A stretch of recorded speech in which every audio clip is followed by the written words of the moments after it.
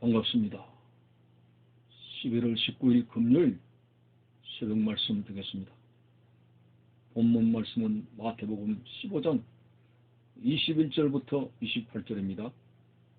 예수께서 거기서 나가사 두로와 시돈 지방으로 들어가시니 가난한 여자 하나가 그 지경에서 나와서 소리질러 이르되 주 다윗의 자손이여 나를 불쌍히 여기소서. 내 딸이 흉악하게 귀신 들렸나이다 하되 예수는 한 말씀도 대답하지 아니하시니 제자들이 와서 청하여 말하되 그 여자가 우리 뒤에서 소리를 지르오니 그를 보내소서. 예수께서 대답하여 이르시되 나는 이스라엘 집에 잃어버린 양 외에는 다른 데로 보내심을 받지 아니하였노라 하시니 여자가 와서 예수께 절하며 이르되 주여 저를 도우소서. 대답하여 이르시되 자녀의 떡을 취하여 개들에게 던짐이 마땅하지 아니하니라. 여자가 이르되 주여 옳소이다마는 개들도 제 주인의 상에서 떨어지는 부스러기를 먹나이다 하니 이에 예수께서 대답하여 이르시되 여자야 내 믿음이 크도다. 내 소원대로 되리라 하시니 그때로부터 그의 딸이 나으니라. 아멘. 예수님께서 두로와 시돈 지방으로 들어가셨을 때에 가난한 여자가 예수님께 나와서 소리를 질러 주님께 자기 딸의 귀신 들림을 앓고 고쳐달라고 부르짖는 모습이 나옵니다.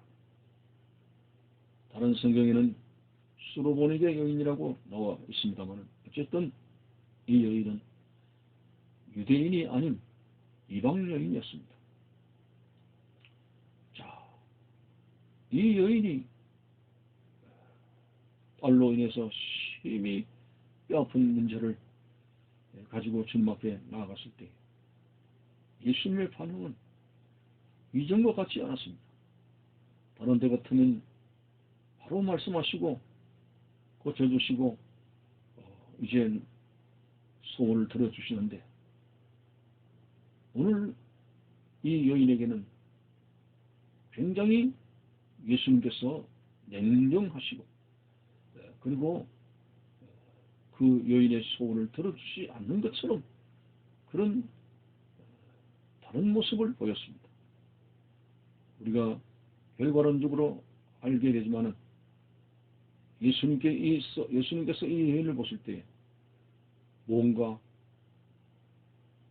주님을 향한 큰 믿음을 보게 되셨기 때문에 몇 가지 시험을 해도 이 여자가 잘 견딜 수 있겠구나. 그런 어떤 심산에서 예수님께서 본의 아닌 냉담한 말씀을 하신 것이 아닌가 생각을 합니다. 자, 먼저 이 여인이 부르짖습니다.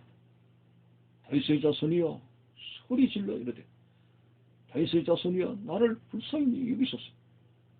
내 딸이 흉악하게 귀신이 들렸나이다 라고 했을 때 이전 같으면은 그래 집으로 같이 가보자 아니면은 뭐 그 자리에서 고쳐주신다든지 이렇게 되셔야 되는데 23절에 보니까 그 부르짖는 소리에도 불구하고 예수는 한 말씀도 대답지 아니하시니 한 말씀도 대답하지 아니하시니 침묵을 하셨습니다. 자, 예수님께서는 뭔가 이 딸의 중심에 대단한 믿음을 발견하시기 때문에 이 여인을 시험하여 그 믿음을 드러내기 내시기 위한 그런 심산이 아닌가 생각을 하게 되는데 자, 한 말씀도 대답지 아니었습니다. 웬만한 사람 같으면 참 기분 나쁘네. 이방인이라고 나를 무시하는 것인가? 그렇게 부르짖는데도 왜 저렇게 모르는 척 하는가? 이렇게 마음의 상처를 받을 수가 있습니다. 때때로 우리는 기도의 단계에서 열심으로 작정 기도를 하고 부르짖는데도 주님이 침묵을 지키시고 계신다는 그런 느낌을 받을 때가 있습니다. 아무런 응답의 어떤 느낌도 없습니다. 자, 과연 그럴 때 우리는 많이 나가 떨어지죠. 아예 기도해도 작정을 하고 부르짖어도 뭐가 확신이 안 와. 그만 기도를 중지하게 됩니다.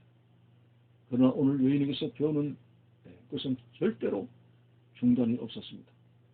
주님이 침묵을 지키심에도 불구하고 결코 그는 낙심을 하는 것이 아니라 더 적극적으로 주님 앞에 다가와서 예수님께 말씀을 하고 있습니다. 한마디도 대답지 아니하시니 제자들이 와서 청하여 말하되 그 여자가 우리 뒤에서 소리를 지릅니다. 그를 내보내소서 라고 했을 때에 예수님께서는 더 한층 더 여인이 듣기에 힘든 말씀을 하셨습니다. 예수께서 이르시되 나는 이스라엘 집에 잃어버린 양 외에는 다른 데로 보내심을 받지 아니하였느니라. 한마디로 이방인들은 유대인들의 전통처럼 개로 여기는 그런 어법을 사용하신 것입니다. 이스라엘 민족, 택한 백성들을 위해서 내가 치료하고 택한 백성들을 위해서 은혜를 베푸는 것이지. 너 같은 이방 여인, 개로 여기는 그런 이방 여인 난 너에게 볼 일 없다. 이런 식으로 정말 본의 아닌 냉정한 말씀을 하시게 됩니다. 자, 이런 두 번째 큰 시련이 왔을 때 심히 낙심을 하게 되죠. 아유, 안 되겠구나. 역시 나는 개구나. 이방 여인이구나. 이렇게 서로 스스로가 낙심을 하게 되고 좌절을 하게 될 것입니다. 오늘 누가복음 18장에 항상 기도하고 낙심하지 말라는 그 말씀이 대단히 우리에게 다가옵니다. 기도는 끈질기게 인내를 가지고 결코 주님은 냉담하신 분이 아니고 우리의 기도를 응답하지 아니하시는 분이 아니다는 이 말씀의 근거 앞에서 우리는 여러 가지 캄캄한 어두움에 있어도 끈기를 가지고 인내력을 가지고 주님 앞에 매달려야 된다는 것 우리는 배우게 됩니다. 항상 기도하고 낙심하지 말라고 하는 것입니다. 밤낮으로 부르짖는 그 택한 백성들의 기도를 들어주시지 않겠느냐라고 말씀하고 있는 것입니다. 자, 그래서 이 여인은 나가 떨어지지 않냐고 더 적극적으로 매달렸습니다. 자, 오늘 본문에 보니까 그 개로 취급하는 예수님 말씀 앞에서 25절에 여자와 예수께 사람 절을 하며 주여 저를 도우소서, 저를 도우소서. 그렇게 하게 됐을 때에 참 자녀의 떡을 취하여 개들에게 던짐이 마땅하지 아니하니라. 드디어 두 번째 그 예수님께서 이스라엘 집에 잃어버린 양 외에는 다른 데로 보내심을 받지 아니했다는 그런 속내의 말씀을 그 말에 속내의 말씀을 하시게 됩니다. 한마디로 그 여인을 개로 취급하셨다 이런 뜻이죠.